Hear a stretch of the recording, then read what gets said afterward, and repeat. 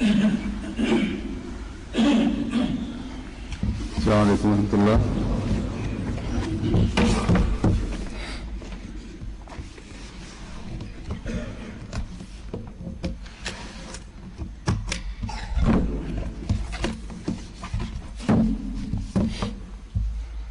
أشهد أن لا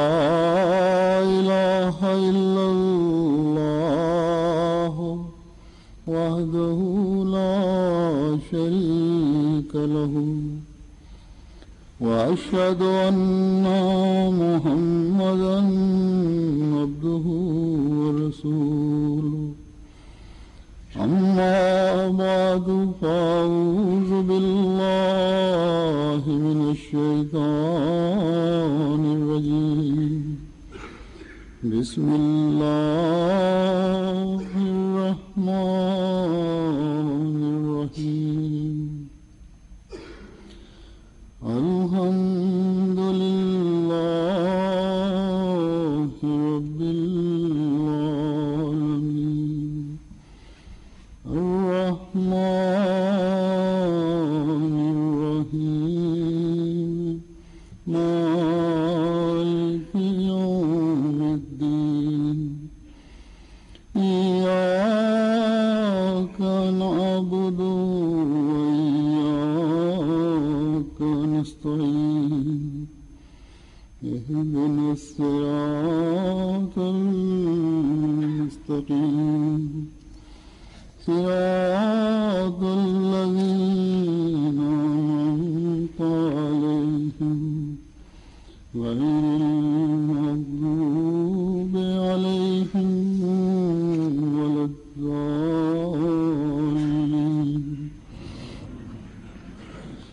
بلى من أوفى بعهده واتقى فإن الله يحب المتقين.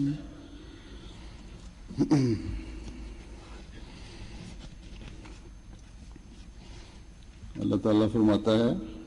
کہ ہاں کیوں نہیں، جس نے بھی اپنے عہد کو پورا کیا اور تقوی اختیار کیا تو اللہ متقیوں سے محبت کرنے والا ہے. آج کل کے معاشرے میں ایک یہ بھی بیماری عام ہے کہ بات کرو تو مکر جاؤ، وعدہ کرو تو اس کو پورا کرنے میں ٹال مٹول سے کام لو، جب کوئی عہد کرو تو اس کو توڑنے کے بہانے تلاش کرو، کیونکہ دوسرے طرف بہتر مفاد نظر آ رہا ہوتا ہے. اور یہ باتیں انفرادی طور پر بھی، اور جہاں 5-10 افراد اکٹھے مل کر کام کر رہے ہوں، کوئی مشترکہ کاروبار ہو، وہاں بھی، اور بدقسمتی سے ملک سے بھی جب معاہدے کرتے ہیں تو بدعہدی اور زیادتی کر رہے ہوتے ہیں. خاص طور پر جب کسی امیر ملک اور غریب ملک میں کوئی معاہدہ ہو تو بعض دفعہ اپنے مفاد منوانے کی خاطر دباؤ ڈالتے ہیں، اور اگر دباؤ میں آنے سے کوئی انکاری ہو تو پھر معاہدوں میں بدعہدیاں شروع ہو جاتی ہیں. تو بہرحال یہ ایک ایسی برائی ہے جو شخصی معاہدوں سے لے کر بین الاقوامی معاہدوں تک حاوی ہے، سب تک پھیلی ہوئی ہے. لیکن اللہ تعالیٰ ہم سے کیا چاہتا ہے؟ فرمایا اگر تم میری محبت چاہتے ہو، یہ چاہتے ہو کہ میں تم سے راضی رہوں، یہ چاہتے ہو کہ میں تمہاری دعاؤں کو سنوں، تو تقوی اختیار کرو، مجھ سے ڈرو، میری تعلیم پر عمل کرو. اور تعلیم میں سے بھی ایک بہت اہم تعلیم جو ہے وہ اپنے عہد کو پورا کرنا ہے. اپنے وعدوں کا پاس رکھنا ہے۔ تو قرآن کریم نے مختلف پیرایوں میں، مختلف حالات میں عہد کی جو صورتیں ہو سکتی ہیں ان پر روشنی ڈالی ہے۔ فرماتا ہے کہ نیکیاں قائم کرنے کے لیے حقوق اللہ اور حقوق العباد بھی ادا کرو، اور ان کو ادا کرنے کے لیے اللہ تعالیٰ سے کیے گئے عہد کو پورا کرو، اور بندوں سے کیے گئے معاہدوں پر اور وعدوں پر بھی عمل درآمد کرو۔ امام راضی اپنی تفسیر میں لکھتے ہیں کہ اوفو بالعہد خداوند تعالیٰ کی اس قول کے مشابہ ہے کہ یا ایھا الذین آمنوا اوفو بالعقود، اور اس قول میں تمام عقد، مثلا عقد بیع ہے، عقد شرکت، عقد یمین، عقد نظر، عقد صلح اور عقد نکاح وغیرہ سب شامل ہیں۔ تو کہتے ہیں کہ خلاصہ یہ کہ اس آیت کا منشا یہ ہے کہ دو انسانوں کے درمیان جو بھی عقد ہو اور جو عہد قرار پائے اس کے مطابق دونوں پر اس کا پورا کرنا واجب ہے۔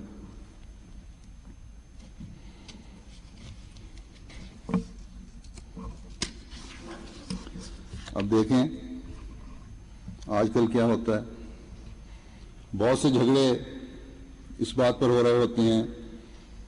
کہ فروخت کرنے والا کہتا ہے کہ میں نے فلاں چیز اتنی مقدار میں دی، یا اگر زمین کا معاملہ ہے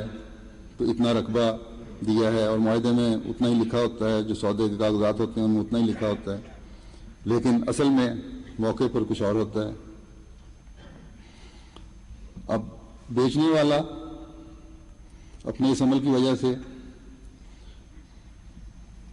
اس سودے میں بدعہدی کا مرتکب ہو رہا ہوتا ہے،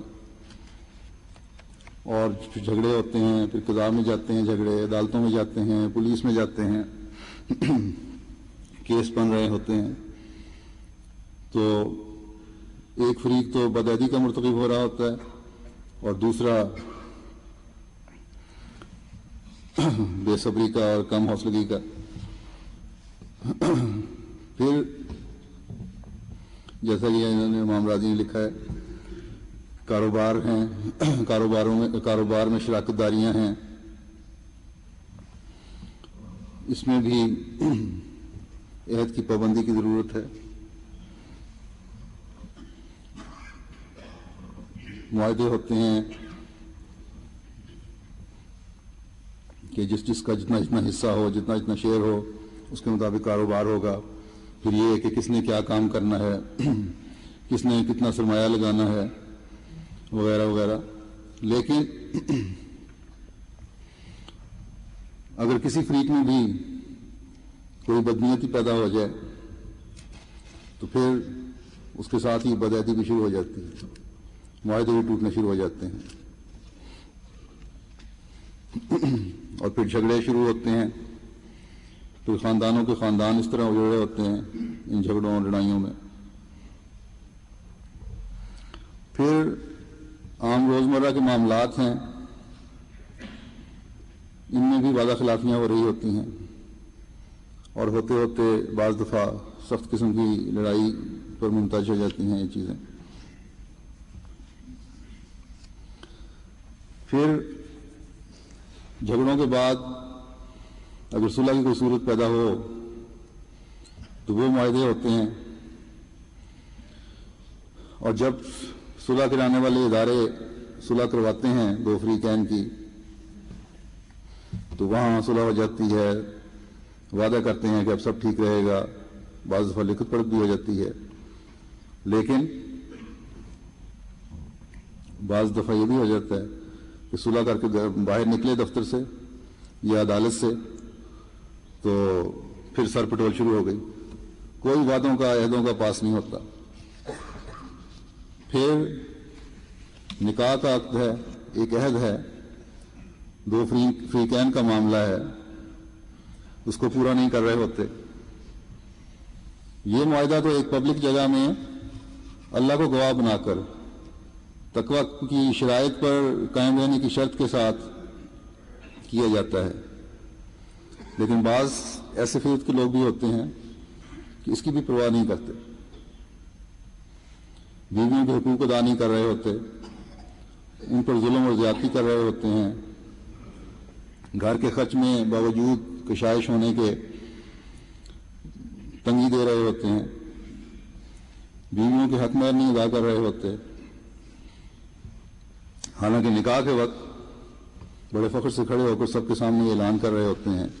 کہ ہاں ہمیں بالکل منظور ہے اس حق مہر پر نکاح۔ اب پتہ نہیں ایسے لوگ دنیا دکھانے کی خاطر حق مہر منظور کرتے ہیں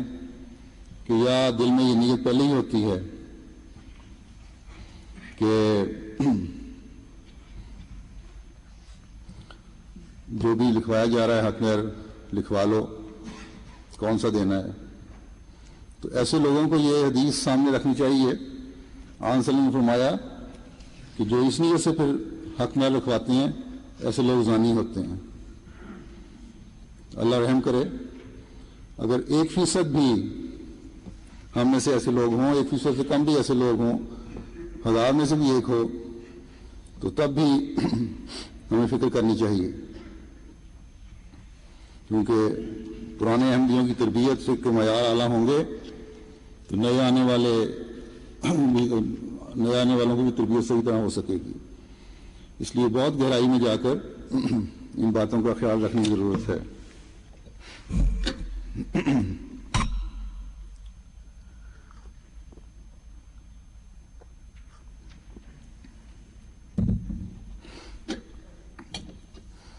پھر اللہ تعالیٰ قرآن کریم میں فرماتا ہے کہ وَأَوْفُوا بِعَهْدِ اللَّهِ إِذَا عَاهَدتُّمْ وَلَا تَنقُضُوا الْأَيْمَانَ بَعْدَ تَوْكِيدِهَا وَقَدْ جَعَلْتُمُ اللَّهَ عَلَيْكُمْ كَفِيلًا إِنَّ اللَّهَ يَعْلَمُ مَا تَفْعَلُونَ، کہ اور تم اللہ کے عہد کو پورا کرو جب تم عہد کرو، اور قسموں کو ان کی پختگی کے بعد نہ توڑو جبکہ تم اللہ کو اپنے اوپر کفیل بنا چکے ہو۔ اللہ یقیناً جانتا ہے جو تم کرتے ہو، جو کچھ تم کرتے ہو۔ حضرت مسلم محمد فرماتے ہیں کہ خدا تعالیٰ کے ساتھ جو تم عہد کرتے ہو اس کو بھی پورا کرو اس ضمن میں، اور جو تمہارے آپس میں معاہدات ہوتے ہیں ان کو بھی مت توڑو۔ یعنی جب تم خدا تعالیٰ کو ضامن کر کے کسی انسان سے معاہدہ کرو تو اس کو ضرور پورا کرو، کیونکہ تم خدا تعالیٰ کو ضامن مقرر کر چکے ہو۔ بس خدا کا نام لے کر کیے ہوئے معاہدے کو اگر تم توڑو گے تو گویا خدا تعالیٰ کو بدنام کرنے والے ہوگے، اور خدا تعالیٰ کو غیرت آئے گی اور اسے تمہیں سزا دینی پڑے گی۔ فرمایا کہ اس عہد کو پورا کرو جس میں تم نے اللہ تعالیٰ کو ضامن مقرر کیا ہے۔ اس کا یہ مطلب نہیں ہے کہ دوسرے عہد پورے نہ کرو تو کوئی حرج نہیں، کیونکہ خدائی عہد میں سچ بولنا شامل ہے، بلکہ ان الفاظ سے اس مضمون کی طرف اشارہ کیا گیا ہے کہ انہی عہدوں کی پابندی انسان پر فرض ہے کہ جن کا ضامن اللہ تعالیٰ ہو، اور جن عہدوں کا ضامن اللہ تعالیٰ نہ ہو ان کا پورا کرنا غیر ضروری ہی نہیں بلکہ گناہ بھی ہے۔ تو مطلب یہ ہے اس کا کہ ہر وہ عہد جو انصاف اور سچائی پر مبنی ہے اس کا اللہ تعالیٰ ضامن ہوتا ہے، چاہے اللہ تعالیٰ کا نام لیا جائے یا نہ لیا جائے۔ جو بھی عہد انصاف اور سچائی پر مبنی ہوگا، اللہ تعالیٰ کی دی ہوئی تعلیم کے مطابق ہوگا، وہ عہد بہرحال اس کا ضامن اللہ تعالیٰ ہے، چاہے وہاں اللہ کا نام لیا جائے یا نہ لیا جائے۔ فرماتے ہیں کیونکہ وہ ہر مومن سے سچائی کا عہد لے چکا ہے۔ اللہ تعالیٰ یہ عہد لے چکا ہے ہر ایک سے کہ میں سچ بولوں گا، اور جو شخص اس عہد کے بعد کسی انسان سے کسی جائز امر کا اقرار کرتا ہے وہ اس عہد کے ساتھ گویا خدا تعالیٰ سے بھی ایک عہد باندھتا ہے، اور خدا تعالیٰ اس عہد کا ضامن ہو جاتا ہے۔ لیکن جو عہد کسی ناپاک امر یا ظلم کے متعلق ہو اس کا پورا کرنا ضروری نہیں ہے بلکہ گناہ ہے۔ اللہ تعالیٰ اس عہد کا ضامن نہیں، کیونکہ وہ گناہ اور ناپاکی کے لیے ضامن نہیں ہوتا۔ غرض اللہ تعالیٰ کے ضامن ہونے سے اس طرف اشارہ نہیں کیا کہ جن عہدوں پر قسم کھاؤ صرف انہیں پورا کرو، بلکہ اس مضمون کی طرف اشارہ کیا ہے کہ سب وہ عہد جو عدل، احسان اور اطاعت ذی القربیٰ کے مطابق ہوں انہیں پورا کرو، اور وہ عہد جن میں فحشاء،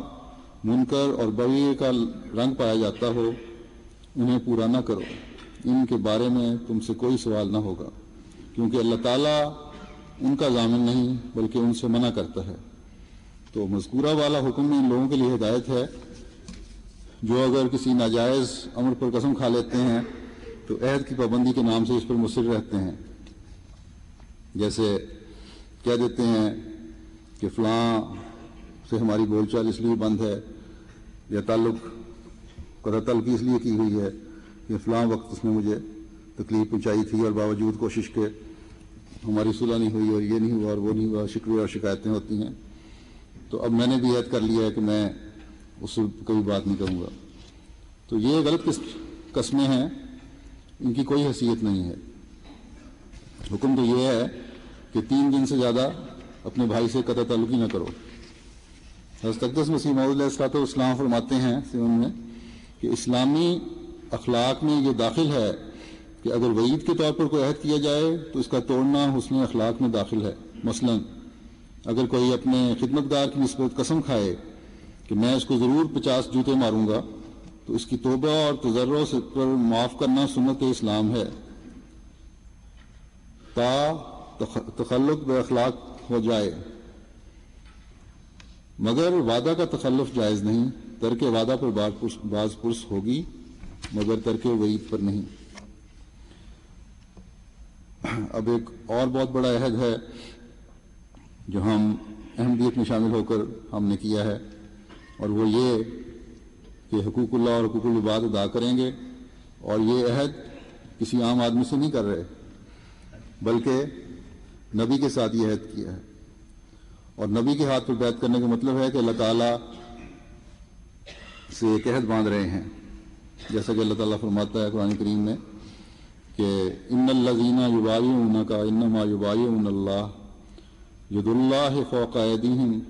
ومن نکث فانما ینکث علی نفسہ ومن اوفی بما عہد علیہ اللہ فسیؤتیہ اجرا عظیما۔ یقیناً وہ لوگ جو تیری بیعت کرتے ہیں وہ اللہ ہی کی بیعت کرتے ہیں، اور اللہ کا ہاتھ ہے جو ان کے ہاتھ پر ہے، بس جو کوئی عہد توڑے تو وہ اپنے ہی مفاد کے خلاف عہد توڑتا ہے، اور جو اس عہد کو پورا کرے جو اس نے اللہ سے باندھا تو یقیناً وہ اسے بہت بڑا اجر عطا کرے گا۔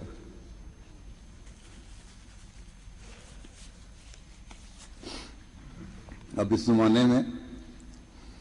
حضرت اقدس مسیح موعود علیہ السلام کی بیعت میں شامل ہو کر حضرت صلی اللہ علیہ وسلم کی بیعت میں ہی شامل ہو رہے ہیں، کیونکہ آپ کے حکم کے مطابق ہی ہم نے حضرت مسیح علیہ السلام کو ماننا، تو کچھ نے تجدید بیعت کی ہے اور کچھ نئے شامل ہو رہے ہیں۔ تو اس کے بعد بدعہدی کرنا تو اپنے آپ کو خسارے میں ڈالنے والی بات ہے، اور اگر اس عہد پر قائم رہیں تو اللہ تعالیٰ فرماتا ہے کہ پھر میں اتنا بڑا اجر ادا کروں گا کہ جس کا تم اندازہ بھی نہیں کر سکتے، جس کے بارے میں تم سوچ بھی نہیں سکتے، لیکن شرط یہ ہے کہ تمہیں بہرحال میری باتیں ماننی ہوں گی، یہی کہ میری عبادت کرو، نوع انسان کی ہمدردی اپنے دل میں پیدا کرو، کبھی کسی انسان کو تمہارے سے دکھ نہ پہنچے، اور دکھ پہنچانے والی ہر چیز سے تمہیں نفرت ہو، ہر وقت لوگوں کی بھلائی کا سوچو اور جھگڑوں کو ختم کرو اور صلح کی فضا پیدا کرو۔ پھر فرمایا کہ یہ تمہیں حکم ہے یہ کرو، لیکن اگر تم باز نہ آئے اور زمین میں فساد پیدا کرتے رہے تو یقیناً تم خسارہ پانے والے ہو، اور ایسے لوگ پھر عباد الرحمن نہیں ہوتے، رحمان خدا کے ساتھ تمہارا کوئی تعلق نہیں ہے، جیسا کہ فرمایا ہے الذین ینقضون عہد اللہ من بعد میثاقہ ویقطعون ما امر اللہ بہ ان یوصل ویفسدون فی الارض اولئک هم الخاسرون۔ یعنی وہ لوگ جو اللہ کے عہد کو اس مضبوطی سے باندھے کہ باندھنے کے بعد توڑ دیتے ہیں اور ان تعلقات کو کاٹ دیتے ہیں جن کا جوڑنے کا اللہ نے حکم دیا ہے اور زمین میں فساد کرتے ہیں، یہی وہ لوگ ہیں جو گھاٹا پانے والے ہیں۔ اب کن تعلقات کو اللہ تعالیٰ نے باندھنے کا حکم دیا ہے، جوڑنے کا حکم دیا ہے؟ ان میں سے ایک تو یہی ہے، جیسا کہ پہلے میں نے بتایا، کہ اللہ تعالیٰ سے خاص تعلق پیدا کرو، اس کی عبادت کرو، ہمیشہ اس کے آگے جھکو، اور چھوٹے سے چھوٹے رنگ میں بھی کبھی اس کا شریک نہ ٹھہراؤ۔ تمہاری نوکریاں، تمہارے کاروبار، تمہاری مصلحتیں اس کی عبادت سے نہ روکیں تمہیں۔ اس کے علاوہ قرابت داروں سے، عزیزوں سے، دوستوں سے، ہمسایوں سے ایک تعلق پیدا کرو، ایسا مضبوط پیار اور محبت کا تعلق پیدا کرو جیسا کہ اللہ تعالیٰ چاہتا ہے۔ تو تم پھر کہا جا سکتا ہے کہ تم صلہ رحمی کرنے والے ہو اور قطع رحمی کرنے والے نہیں ہو،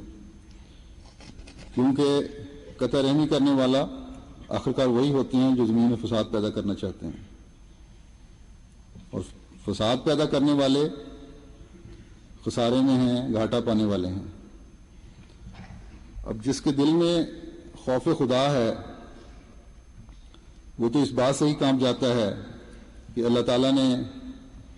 ایسے لوگوں کو خسارے کی وارننگ دی ہے، لیکن بعض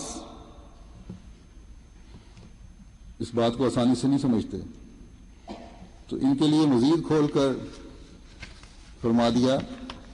کہ والذین ینقضون عہد اللہ من بعد میثاقہ ویقطعون ما امر اللہ بہ ان یوصل ویفسدون فی الارض اولئک لہم اللعنۃ ولہم سوء الدار۔ اور وہ لوگ جو اللہ کے عہد کو پختگی سے باندھنے کے بعد توڑ دیتے ہیں اور اسے قطع کرتے ہیں جس کے جوڑنے کا اللہ نے حکم دیا ہے،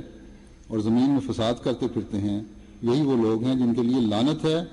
اور ان کے لیے بدتر گھر ہوگا۔ تو یہاں فرمایا کہ دیکھو یہ خسارہ کیا ہے جو تمہیں اپنی بدعہدی کی وجہ سے ہوگا، یہ نقصان کیا ہے جو تمہیں اپنے عہد توڑنے کی وجہ سے برداشت کرنا پڑے گا۔ تو سنو، اس کو معمولی نہ سمجھو،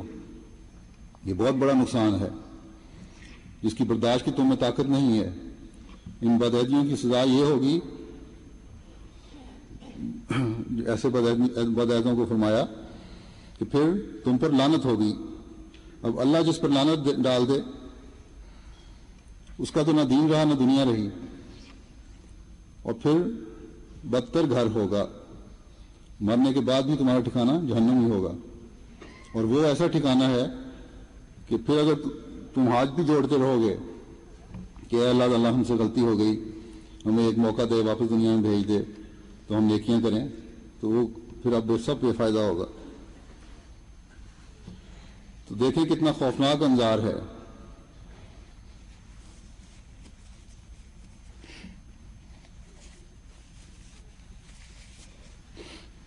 عام طور پر لوگ سمجھتے ہیں کہ عہد کرو، معاہدے کرو، توڑ دو، کوئی فرق نہیں پڑتا، اور کیونکہ عمومی طور پر معاشرہ بگڑا ہوا ہے اس لیے جب ایسے لوگ، یہ دنیا دار لوگوں کی میں بات کر رہا ہوں، لوگوں کے پاس جب ایسے لوگوں کے پاس حکومت آتی ہے تو حکومتی معاہدوں کو بھی ادھر تلاش کر کے توڑنے کی کوشش کر رہے ہوتے ہیں۔ اس لیے ہر سطح پر اب یہ احمدی کی ذمہ داری ہے کہ وہ معاہدوں کی پاسداری کرنے والے اور کرانے والے ہوں اور اس اعلیٰ خلق کو قائم کرنے والے ہوں۔ حدیث میں آتا ہے، حضرت انس بن مالک سے روایت ہے کہ نبی صلی اللہ علیہ وسلم نے فرمایا خطاب کرتے ہوئے کہ جو شخص ایمانت کے لحاظ نہیں رکھتا اس کا ایمان کوئی ایمان نہیں، اور جو عہد کا پاس نہیں کرتا اس کا کوئی دین نہیں۔ پھر عبداللہ بن عباس بیان کرتے ہیں کہ آن صلی اللہ علیہ وسلم نے فرمایا اپنے بھائی سے جھگڑے کی طرح نہ ڈالو، اور نہ اس سے بےہودہ تحقیر آمیز مذاق کرو، اور نہ اس سے ایسا وعدہ کرو جسے پورا نہ کر سکو۔ تو بعض لوگ اب مثلا ضرورت کے وقت کسی سے قرض لے لیتے ہیں اور بڑے اعتماد سے اس کی لکھت پڑھت بھی کر لیتے ہیں، شک ہی نہیں پڑتا کبھی، اور ان کو خود یہ پتا ہوتا ہے قرض لینے والے کو کہ ہم اس مدت میں یہ ادا نہیں کر سکیں گے. تو ایسے لوگوں کو بھی یہ خیال رکھنا چاہیے کہ جب یہ پتا ہو کہ نہیں ادا کر سکتے تو پھر صاف صاف بات کرنی چاہیے، کالج سدید سے کام لینا چاہیے کہ اتنی مدت سے پہلے ادا کرنا ممکن نہیں، جتنی مدت میسر ہے کرو. دینے والے کو اگر اس مدت میں برداشت کر سکے گا دے دے گا، نہیں دے گا کہیں اور سے انتظام ہو جائے گا، لیکن بدعہدی بہرحال نہیں ہونی چاہیے. پھر حضرت ابو ہریرہ سے روایت ہے کہ آن حضرت صلی اللہ علیہ وسلم نے فرمایا منافق کی 3 علامتیں ہیں. جب گفتگو کرتا ہے تو کس بیانی سے کام لیتا ہے، جب اس کے پاس امانت رکھی جاتی ہے تو خیانت کرتا ہے، اور جب وعدہ کرتا ہے تو وعدہ خلافی کرتا ہے. اب اگر کسی کو یہ پتہ چلے کہ فلاں نے مجھے منافق کہا تو فوراً مرنے مارنے پر آمادہ ہو جاتے ہیں، ایک تصور ہے. لیکن اگر وہی بدعہد ہے اور اپنے وعدے کے خلاف کرتا ہے تو اس کو کبھی احساس ہی نہیں ہوتا، پرواہ ہی نہیں ہو رہی ہوتی. تو ایک عام آدمی کے منافق کہنے پر تو بہت زیادہ غصے میں آ جاتے ہیں، لیکن اللہ کے رسول نے اب ایسے لوگوں کو منافق کہا ہے تو پھر ایسے لوگوں کو بہرحال دل میں خوف ہونا چاہیے. حضرت اقدس مسیح موعود علیہ السلام فرماتے ہیں کہ یاد رکھو منافق وہی نہیں ہے جو ایفائے عہد نہیں کرتا یا زبان سے اخلاص ظاہر کرتا ہے مگر دل میں اس کے کفر ہے، بلکہ وہ بھی منافق ہے جس کی فطرت میں 2 رنگی ہے اگرچہ وہ اس کے اختیار میں نہ ہو. صحابہ اکرام کو دیکھو، اب یہ بہت باریک تشریف فرما رہے ہیں مسلم صاحب کہ صحابہ اکرام کو اس 2 رنگی کا بہت خطرہ رہتا تھا. ایک دفعہ حضرت ابو ہریرہ رو رہے تھے تو حضرت ابو بکر نے پوچھا کہ کیوں روتے ہو؟ کہا کہ اس لیے روتا ہوں کہ مجھ میں نفاق کے آثار معلوم ہوتے ہیں. جب میں پیغمبر خدا صلی اللہ علیہ وسلم کے پاس ہوتا ہوں تو اس وقت دل نرم اور اس کی حالت بدلی ہوئی معلوم ہوتی ہے، مگر جب ان سے جدا ہوتا ہوں تو وہ حالت نہیں رہتی. ابو بکر نے فرمایا کہ یہ حالت تو میری بھی ہے.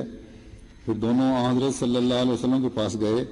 اور کل ماجرا بیان کیا. آپ نے فرمایا کہ تم منافق نہیں ہو، انسان کے دل میں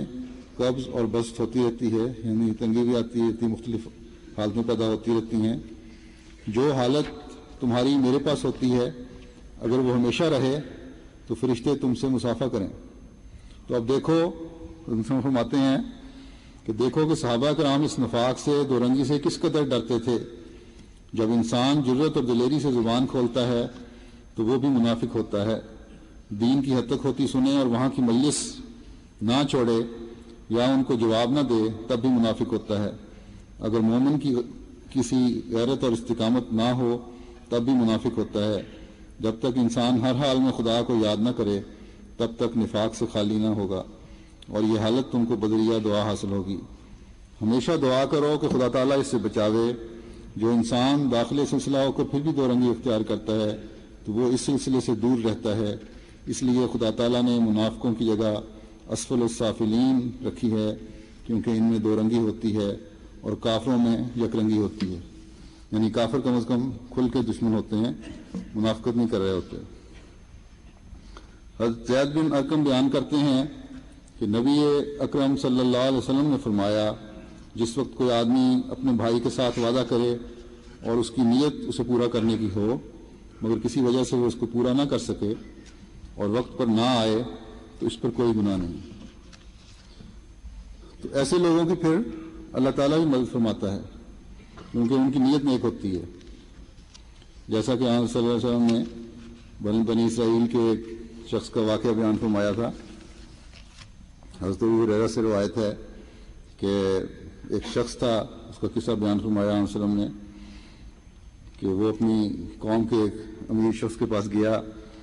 اور 1000 اشرفی کا قرض مانگا اس سے. تو اس شخص نے کہا تمہارا ضامن کون ہے؟ تو اس نے کہا کہ ضامن تو میرا کوئی نہیں ہے اللہ تعالیٰ کے سوا۔ پھر اس نے کہا کہ گواہ کون ہوگا؟ اس نے کہا گواہ بھی میرا خدا تعالیٰ ہی ہے۔ تو قرض دینے والے نے اس کی بات پر اعتبار کر لیا اور مقررہ مدت کے لیے 1000 اشرفی اس کو دے دی۔ اس کے بعد قرض لینے والا اپنے کام سے سمندری جہاز پر بیٹھا اور چلا گیا۔ جب قرض کی واپسی کا وقت قریب آیا تو وہ ساحل سمندر پر آیا کہ واپس جائے، کیونکہ کام بھی اس کا ختم ہو گیا تھا اور جس سے قرض لیا ہے اس کی 1000 اشرفی واپس کر سکے۔ تو کئی دن وہ ساحل پر انتظار کرتا رہا لیکن کوئی جہاز نظر نہیں آ رہا تھا جس پر وہ جا سکے۔ تو آخرکار اس نے یہ سوچا کہ وہ تو میں نے وعدہ کیا ہوا ہے کہ اس عرصے میں اس وقت تک میں بہرحال رقم ادا کروں گا اور اللہ تعالیٰ میرا گواہ ہے اور اللہ تعالیٰ ہی میرا ضامن ہے۔ تو اس نے ایک لکڑی لی، اس میں سوراخ کیا اور اس میں 1000 اشرفی ڈال کر اور ساتھ ایک خط لکھ کر کہ میں نے بڑی کوشش کی ہے، مجھے سواری نہیں مل سکی، تو میں یہ اللہ تعالیٰ کو کیونکہ ضامن ٹھہرایا ہے، اللہ تعالیٰ کو گواہ ٹھہرایا ہوا ہے، اس لیے کہ اسی کے بھروسے پر یہ لکڑی ڈالتا ہوں سمندر میں۔ اور پھر دعا کی کہ اللہ تیری خاطر میں نے کیا، تیری خاطر اس شخص نے مجھے دیا تھا قرض اور تو میرا ضامن اور گواہ ہے، اس لیے اس تک پہنچا بھی تھے۔ تو خیر اتفاق سے جس دن کا وعدہ تھا قرض کی واپسی کا، جس شخص نے قرض دیا تھا وہ بھی دوسری طرف سمندر کے کنارے آگے کھڑا ہوا کہ شاید جہاز آتا ہو تو جس نے میرا قرض واپس کرنا ہے وہ آ جائے۔ تو اس کو جہاز تو کوئی نظر نہ آیا، البتہ ایک لکڑی تیرتی ہوئی نظر آئی، ایک ٹکڑا درخت کا۔ اس نے اس کو کنارے پہ آگے لگ گئی، اس نے اس کو نکال لیا، کھینچ لیا اور گھر لے گیا کہ جلانے کے کام آئے گی۔ تو گھر جا کے جب اس نے چیرا، لکڑی کو پھاڑا کلاڑے سے، تو اس میں سے 1000 اشرفی اور وہ خط نکل آیا۔ تو اس میں لکھا ہوا تھا کہ یہ وجہ ہوگی جس کی وجہ سے میں نہیں آ سکا۔ بہرحال کچھ دنوں کے بعد اس کو جہاز بھی مل گیا اور وہ جہاز پر بیٹھ کے پھر اس کے اپنی گھر پہنچ گیا اور جس سے قرض لیا تھا اس شخص کو بھی پیسے دینے کے لیے گیا کہ یہ لو اشرفی 1000 اپنی۔ تو جس نے قرض دیا تھا انہوں نے کہا کہ تم نے پہلے بھی کوئی مجھے بھیجی ہے رقم اس طرح؟ اس نے کہا ہاں یہ رقم بھیجی تھی میں نے۔ تو اس نے کہا کہ ٹھیک ہے، پھر اللہ تعالیٰ نے مجھے وہ پہنچا دی ہے اور عین وقت پہ پہنچا دی ہے۔ تو یہ ہے عہدوں کا پاس کہ جب اللہ تعالیٰ کو گواہ بنا کر کوئی عہد کریں تو اللہ تعالیٰ کی بھی مدد فرماتا ہے۔ حضرت عبداللہ بن مسعود کہتے ہیں کہ ہمارے بزرگ اصحاب جب کہ ابھی ہم بچے تھے، جھوٹی قسمیں کھانے اور جھوٹی گواہی دینے اور عہد کر کے پورا نہ کرنے پر ہماری سرزنش فرمایا کرتے تھے۔ تو اعلیٰ اخلاق کی تربیت ہمیشہ بچپن سے ہی ہوتی ہے، اس لیے ہمیں بھی اپنے بچوں کو تربیت کی ابتدا سے ہی تربیت کرنی چاہیے، اور یہ نہیں کہ ابھی عمر نہیں آئی اس لیے تربیت کی ضرورت نہیں ہے۔ چھوٹی چھوٹی باتیں جو بظاہر چھوٹی لگتی ہیں یہی بڑے ہو کر اعلیٰ اخلاق بنتی ہیں۔ حضرت ابو امامہ باہلی بیان کرتے ہیں کہ آن حضرت صلی اللہ علیہ وسلم نے ایک موقع پر فرمایا مجھ سے کون عہد باندھتا ہے؟ تو رسول اللہ صلی اللہ علیہ وسلم کے آزاد کردہ غلام صوبان نے عرض کیا کہ حضور میں عہد باندھنے کے لیے تیار ہوں۔ حضور نے فرمایا تو عہد کرو کہ تم کبھی کسی سے کچھ نہیں مانگو گے۔ اس پر صوبان نے عرض کیا حضور اس عہد کا اجر کیا ہوگا؟ حضور نے فرمایا جنت۔ اس پر صوبان نے حضور کے اس عہد پر عمل کرنے کا اقرار کیا۔ ابو امامہ کہتے ہیں کہ میں نے صوبان کو مکے میں دیکھا کہ سخت بھیڑ کے باوجود بھی اگر وہ سواری کی حالت میں ہوتے تھے، گھوڑے پر بیٹھے ہوتے تھے، تو اگر چابک بھی گر جاتا تھا تو کسی کو یہ نہیں کہتے تھے کہ اٹھا کے دو، بلکہ اتر کر زمین پر سے اٹھاتے تھے۔ اور اگر کوئی شخص پکڑانا بھی چاہتا تھا تو نہ لیتے تھے بلکہ خود اتر کر اٹھاتے تھے کہ میں نے آپ علیہ وسلم سے یہ عہد کیا ہوا ہے. تو یہ معیار ہیں عہد نبھانے کے. پھر حضرت عبداللہ بن عباس سے روایت ہے کہ مجھے ابو سفیان نے بتایا کہ ہرقل نے انہیں کہا کہ میں نے تجھے یہ پوچھا تھا کہ محمد تم کو کس چیز کا حکم دیتا ہے جس کا تو نے جواب دیا کہ وہ نماز، صدق، پاک دامنی، عہد پورا کرنے اور امانتیں ادا کرنے کا حکم دیتا ہے.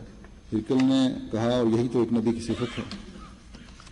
پھر شہنشاہ روم ہرقل نے رسول اللہ صلی اللہ علیہ وسلم کا تبلیغی خط ملنے پر اپنے دربار میں سردار قریش ابو سفیان کو بلا کر جب بغرض تحقیق کچھ سوال کیے تو یہ بھی پوچھا تھا کہ کیا اس مدعی رسالت نے کبھی کوئی بدعہدی بھی کی ہے. تو ابو سفیان رسول اللہ کا جانی دشمن تھا، مگر پھر بھی اسے ہرقل کے سامنے تسلیم کرنا پڑا کہ آج تک اس نے ہم سے کوئی بدعہدی نہیں کی. البتہ آج کل ہمارا ایک معاہدہ چل رہا ہے، حدیبیہ کا تھا، دیکھیں اس میں وہ کیا کرتے ہیں.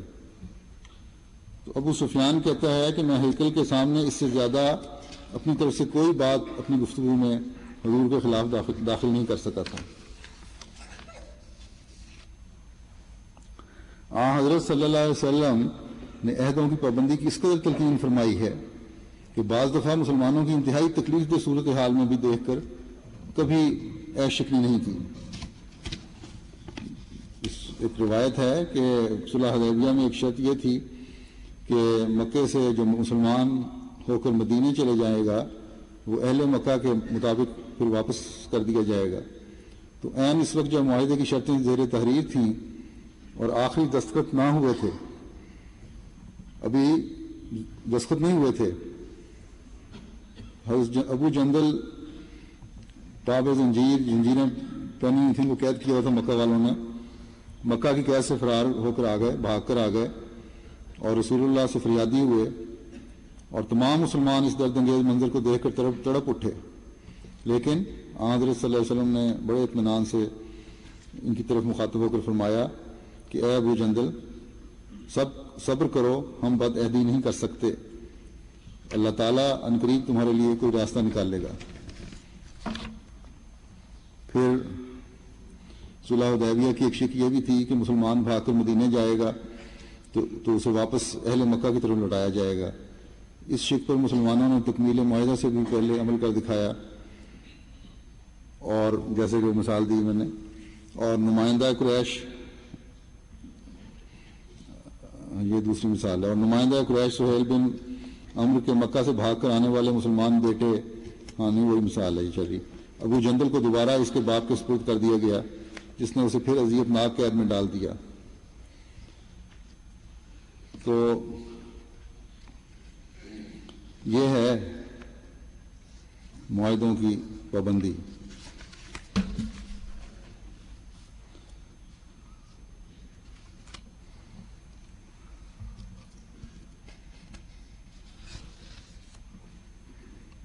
پھر صلح کے زمانے میں مسلمانوں کی غیر معمولی کامیابیاں دیکھ کر قریش نے معاہدہ امن توڑنا چاہا،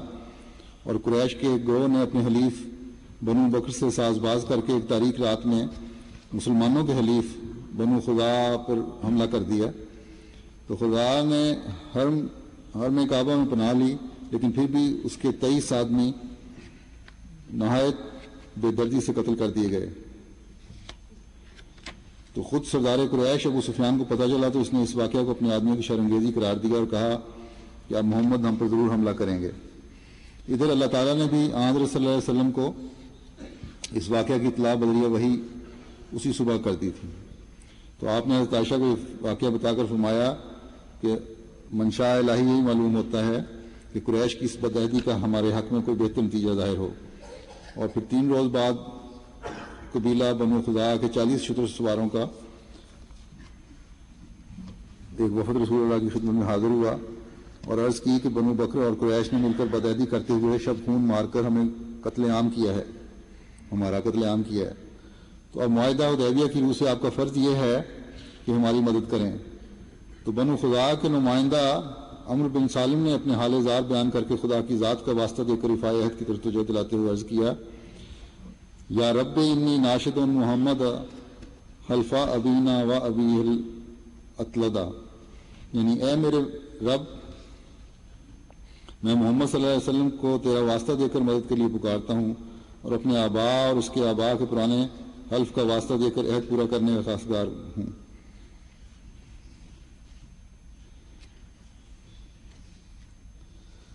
تو خدا کی مظلومیت کا حال سن کر رحمۃ اللہ عالمین صلی اللہ علیہ وسلم کا دل بھر آیا،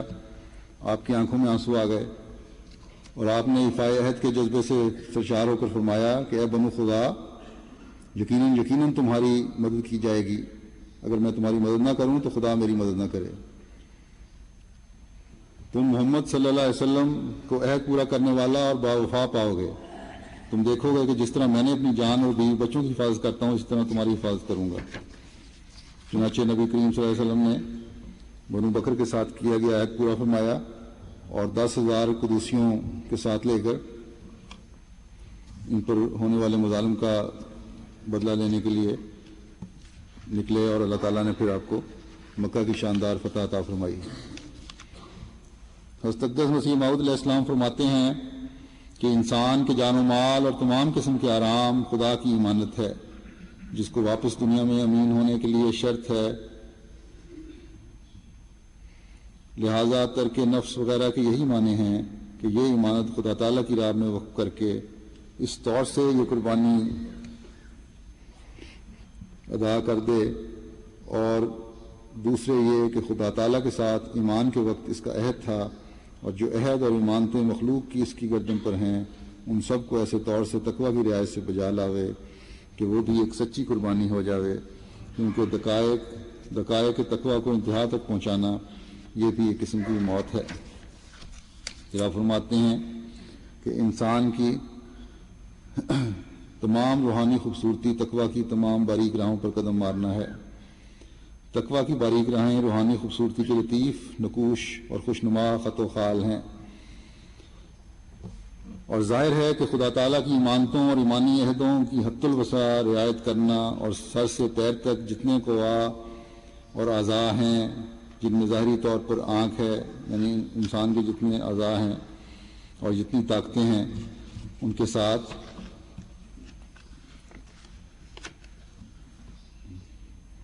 جن میں ظاہری طور پر آنکھیں اور کان اور ہاتھ اور پیر اور دوسرے اعضاء ہیں، اور باطنی طور پر دل اور دوسری قوتیں اور اخلاق ہیں، ان کو جہاں تک طاقت ہو ٹھیک ٹھیک محل ضرورت پر استعمال کرنا، اور ناجائز مواضع سے روکنا، اور ان کے پوشیدہ حملوں سے متنبع رہنا، اور اسی کے مقابل پر حقوق عباد کا بھی لحاظ رکھنا، یہ وہ طریق ہے جو انسان کی تمام روحانی خوبصورتی اس سے وابستہ ہے۔ اور خدا تعالیٰ نے قرآن شریف میں تقویٰ کو لباس کے نام سے موسوم کیا ہے، چنانچہ لباس التقویٰ قرآن شریف کا لفظ ہے۔ یہ اس بات کی طرف اشارہ ہے کہ روحانی خوبصورتی اور روحانی زینت تقویٰ سے ہی پیدا ہوتی ہے، اور تقویٰ یہ ہے کہ انسان خدا کی تمام ایمانتوں اور ایمانی عہد اور ایسا ہی مخلوق کی تمام ایمانتوں اور عہد کی حد الوسع رعایت رکھے، یعنی ان کے دقیق در دقیق پہلوؤں پر، یعنی باریک ترین پہلوؤں پر بھی، گہرے مطالب پر بھی، پہلوؤں پر بھی داب مقدور کار بند رہے، جتنی طاقت ہے اس کو پابند رہے، ان کو بجا لائے۔ اللہ تعالیٰ ہمیں ہمیشہ اللہ تعالیٰ سے کیے گئے تمام عہدوں پر کاربند رہنے اور ان کو پورا کرنے کی توفیق عطا فرمائے، اور اللہ کی مخلوق سے کیے گئے تمام وعدے اور عہد بھی پورے کرنے کی توفیق عطا فرمائے، اور ہم ہمیشہ اللہ تعالیٰ کی رضا کے مطابق زندگیاں گزارنے والے ہوں۔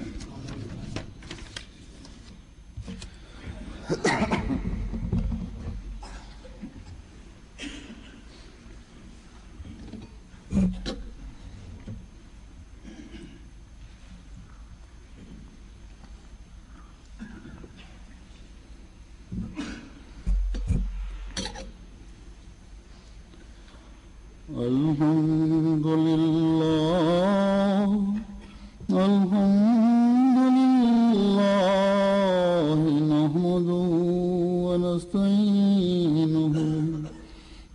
ونستغفره ونؤمن به ونتوكل عليه ونعوذ بالله من شرور أنفسنا ومن سيئات أعمالنا من يهده الله فلا مضل له ومن يضلله فلا هادي له ونشهد أن لا إله إلا الله ونشهد أن لا إله إلا الله ونشهد أن محمدا عبده ورسوله عباد الله رحمكم الله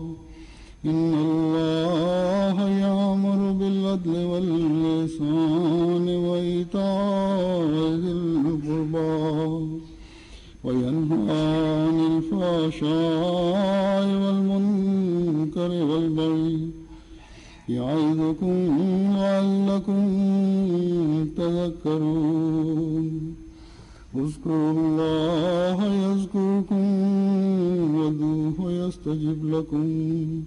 ولذكر الله أكبر